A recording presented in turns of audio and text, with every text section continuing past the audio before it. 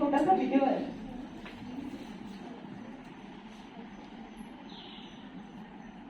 तो absolute victims of that period, क्योंकि हमें तो सिखाया गया था, सिखाया जाता है कि यार मत रोते नहीं है, don't complain, just get on with it. डरना अलाउड नहीं है, डरना अलाउड नहीं है। अगर कोई प्रॉब्लम है just keep it, you know what I mean, don't go around but telling everybody it's sissy और मतलब सबको जाके बोल रहे हो। So you also conditioned in such a way में कि यार I have to always be in control, and if you are always in control of your emotions, कि मतलब I can not let anybody in, I have to control my emotions, and that control becomes a part of everything then in your life. कि I can't only control my emotions and not want to control something else. So you inherently become a controlling person. क्योंकि आपको सिखाया गया है from the time that you're a kid that you have to be in control.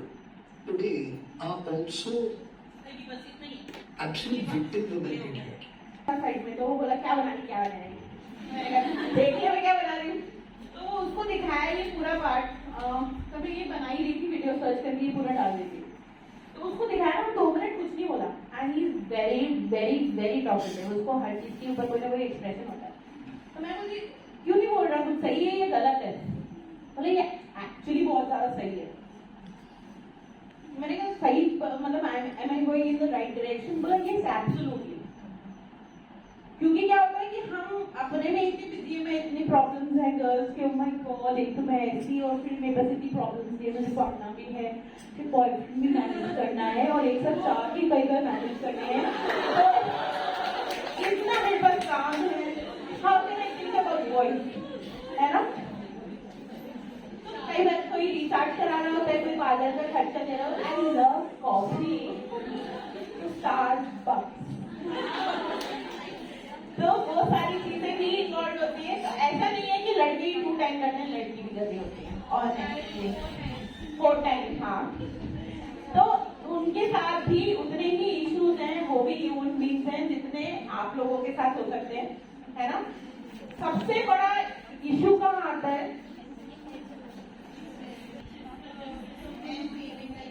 Yes, man behaving like women. तो ये concept, अच्छा इसमें हम लोग की बात बहुत टाइम से हो रही है, gender, sex, sexuality and sexual orientation, चारों डिफरेंट है। क्या फर्क है?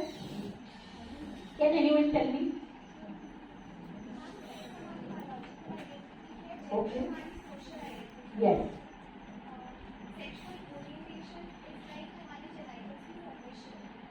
no, yes, yes, and what about sexuality? Yes. अच्छा क्या होता है, सेक्सुअलिटी को हम सेक्सुअल ओरिएंटेशन से कई बार कंफ्यूज कर देते हैं, ठीक है? तो sexuality is how I feel today, and sexuality is always fluid. तो अगर हम एग्जांपल क्लास में देते हैं ना कि there are days when you feel masculine and there are days when you feel more feminine, जैसे आपने स्लाइड करी है, ठीक है? बट जैसे यूजुअली आई एम एग्रेसिव, मुझे गुस्सा आ रहा है तो मैं थोड़ा आई विल बी लाइक, मैं ना इसके चाटे वाटे मारूंगी, ये कर दूंगी, वो कर दूंगी, तो आई फील मोर एग्रेसिव। तो मेरे साथ अगर ऐसा होता है कि on days I feel masculine और फेमिनिन, तो ये लड़कों के साथ भी होता होगा ना? On days they might feel like macho, और वो दिन भी होते होंगे जब उनको लगता होगा यार कोई मुझे भी तो पकड़े, just hold my hand, just listen to me, yes और नो? तो sexuality is fluid in the sense कि आपके मूड, आपकी सराउंडिंग्स, आप इंडिविजुअली क्या पसंद करते हो, क्या प्रेफर करते हो, उसके ऊपर डिपेंड करती है। तो इट्स फ्लूइड, मूविंग, ये कांस्टेंट नहीं होती, ठीक है? पर सेक्सुअल ओरिएंटेशन कांस्टेंट होता है। ओरिएंटेशन से मेरा मतलब क्या है?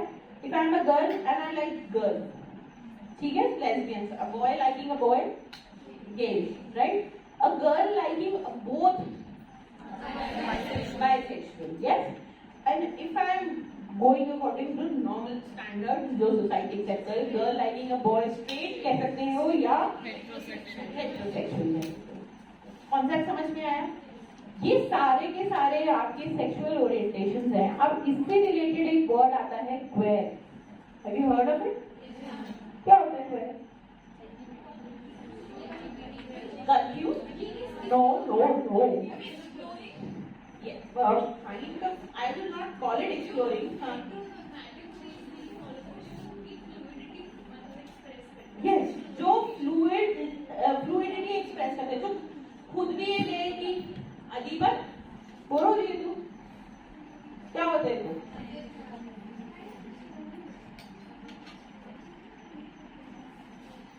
आयु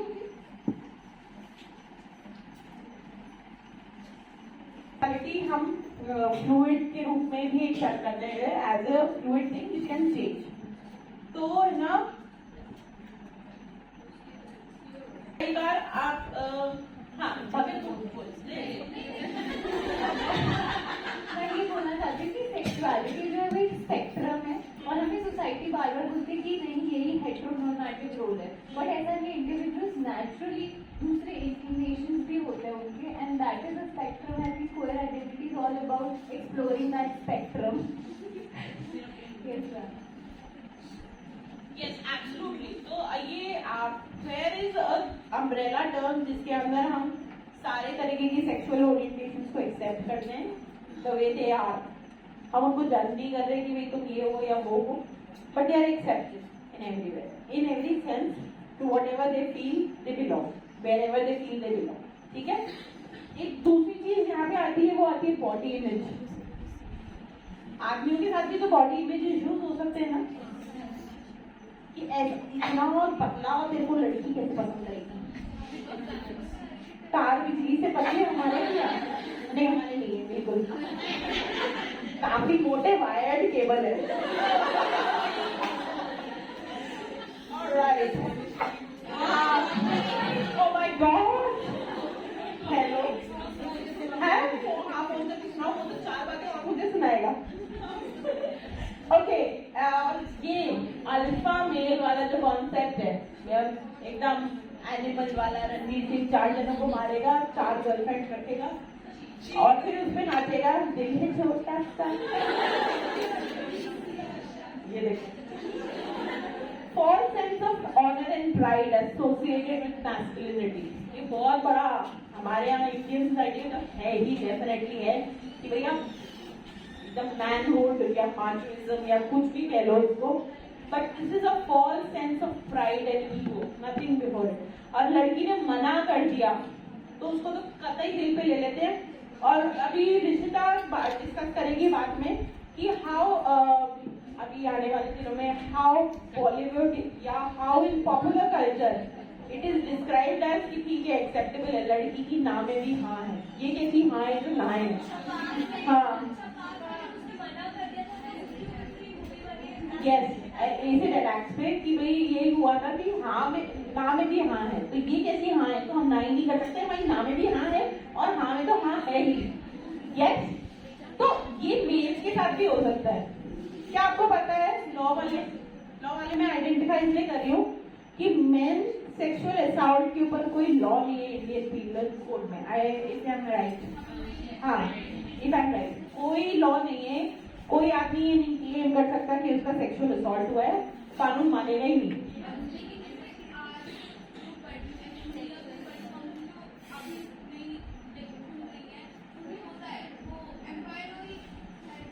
HR पॉलिसी हो सकती है यस, बट ICC में, भारतीय न्याय संविधान में नहीं है। तो मतलब हम ये मान ही नहीं रहे कि उनके साथ असॉल्ट हो सकता है।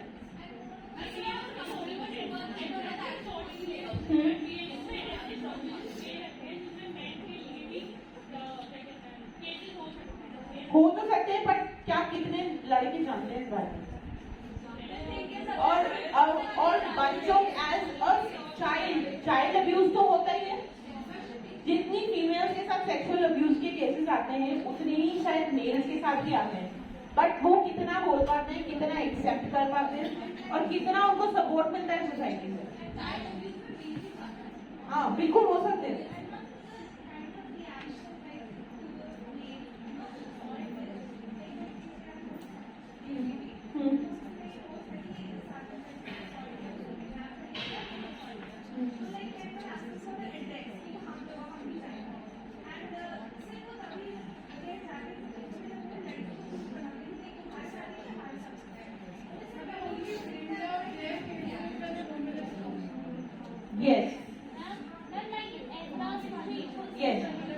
हाँ yes, Akshay Kumar I think वो ऐतराज।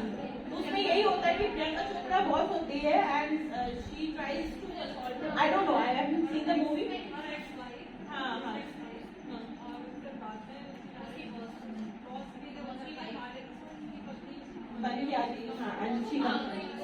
पावर यूज करती है टू डोमिनेट हिम, है ना।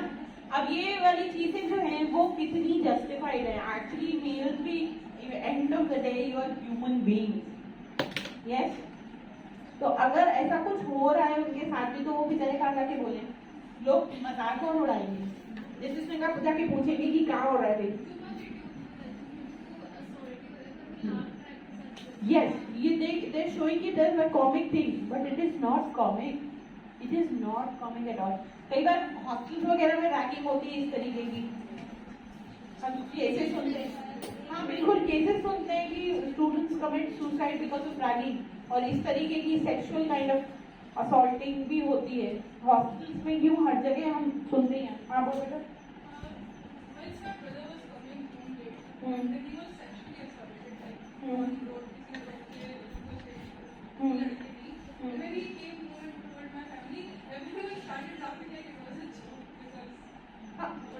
एग्जैक्टली पॉइंट ये भी है कि उसके साथ अगर कुछ अनअप्रोप्रिएट हो रहा है जो उसको पसंद नहीं आया तो वो जो क्यों है। तो हाँ, तुम्हारी चीज है, तुम्हारे को कोई ऐसे करे तो उसको सीरियसली लिया जाए, पर अगर लड़के के साथ उसको करा जा रहा है कुछ ऐसा जो उसको पसंद नहीं आ रहा, अनअप्रोप्रिएट है, तो वो why is it funny? It is not funny. और उस चीज का क्या उसके मेंटल स्टेटस पे फर्क पड़ेगा, यू कांट इवन इमेजिन। और कई बार लड़के बोलते ही नहीं है कि ऐसा कुछ हुआ, क्यों? आउट ऑफ शेम और मेरे को मजाक बनाने के।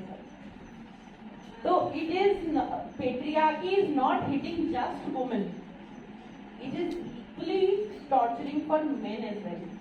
You know, it's not just that men are under pressure because of society. Men also will strong shake another man on their manhood. Yes, ये भी होता है, competition का है। शादी में डिले हो गया, कुछ हो गया, what is the problem? Are you not man enough?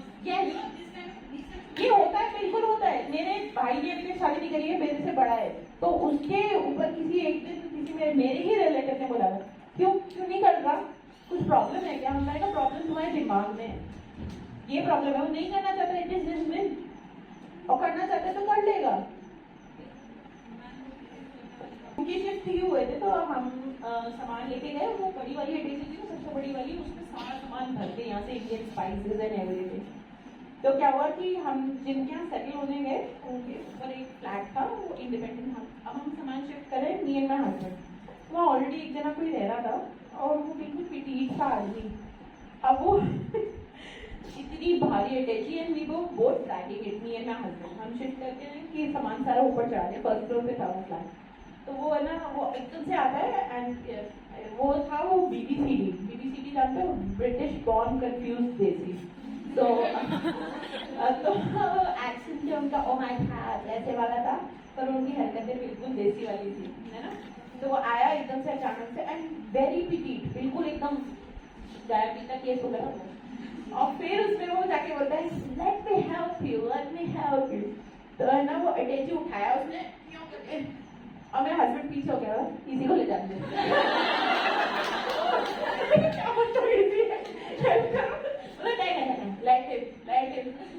इतना मुश्किल हो दो सिटी लेके गया होगा, तो उसने कहा हो गया, वील मैनेज, डोंट वरी। तो मतलब उसको बेचारे को प्रूव करने की क्या जरूरत पड़ी? He is you know helping, he is helping a damsel in distress कि पेट से नहीं हो रहा तो वो करके देगा, उससे भी नहीं हो रहा था, भाई कोई बात नहीं, दोनों मिलके कर ले। तो वो एक्सेप्टेबिलिटी होनी चाहिए कि वो हमेशा टू द रेस्क्यू नहीं होता, सुपरमैन बना हुआ लाल कलर का पीछे टॉवल बांधे। ठीक है, ऑलराइट, फाइन। मिसोजिनी का नाम सुना है? क्या होता है मिसोजिनी? मिसोजिनी मैंने पहली बार सुना वो मूवी में, रॉकी एंड रानी की प्रेम कहानी। सुना है, देखा है वो सीन किसी ने? कौन सा वाला की बात कर रही हूँ? वो ब्रा शॉपिंग के जाती है उसकी मदद आलिया भट्ट की, और वो रणवीर कपूर के साथ, रणवीर सिंह के साथ,